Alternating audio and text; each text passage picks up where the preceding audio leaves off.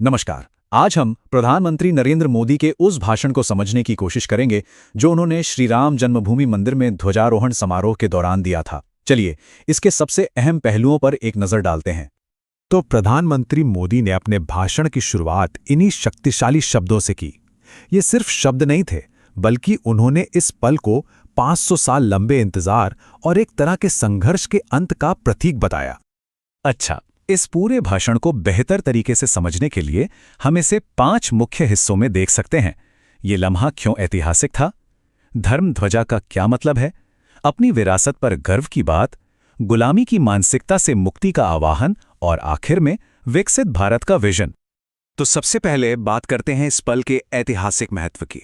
इसे सिर्फ एक दिन की घटना के तौर पर नहीं, बल्कि सदियों से चले आ रहे एक सिलसिले के अंत की तरह पेश किया गया। और इस बात का अंदाजा आप सिर्फ इस एक आंकड़े से लगा सकते हैं। सोचिए, कितने कम समय में 4.5 करोड़ से भी ज्यादा लोग अयोध्या दर्शन के लिए पहुंच चुके हैं। जाहिर है, इसका अयोध्या की अर्थव्यवस्था पर भी एक बहुत बड़ा असर पड़ा है।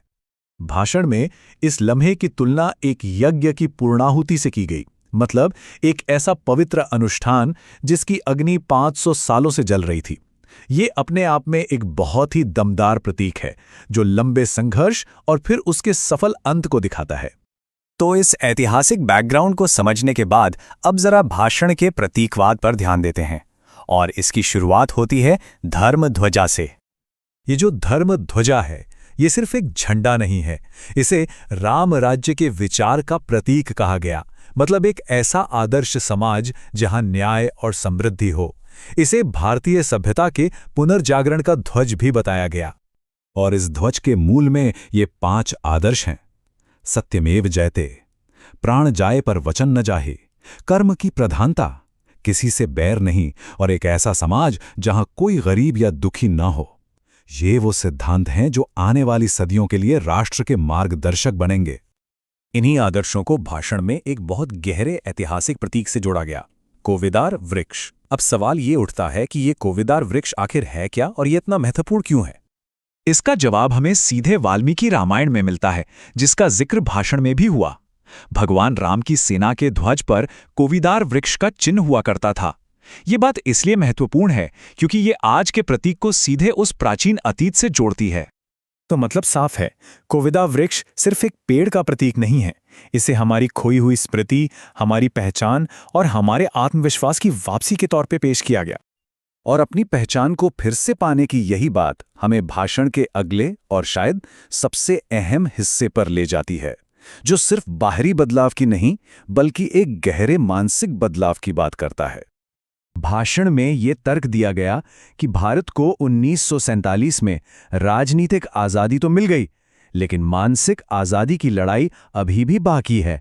और इस लड़ाई को अगले 10 सालों में जीतकर मैकाले की नीतियों के 200 साल पूरे होने तक इस मानसिकता से पूरी तरह मुक्त होने का लक्ष्य रखा गया है।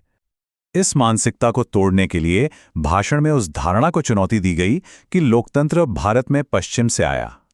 इसके लिए तमिलनाडु के उत्तर मेरू शिलालेख का उदाहरण दिया गया, जो भारत की हजारों साल पुरानी लोकतांत्रिक जड़ों का प्रमाण माना जाता है। और ये बातें सिर्फ कहीं नहीं जा रही हैं, इसका एक हालिया उदाहरण भी दिया गया। भारतीय नौसेना के झंडे से औपनिवेशिक प्रतीक को हटाकर छत्रपति शिवाजी महाराज से प्रेरित प्रतीक को अपनाना। तो इस औपनिवेशिक मानसिकता से बाहर निकलकर भाषण का रुख भारत के भविष्य के लिए एक बड़े विजन की ओर मुड़ता है। देखिए, भारत की अर्थव्यवस्था ने हाल के सालों में एक जबरदस्त छलांग लगाई है।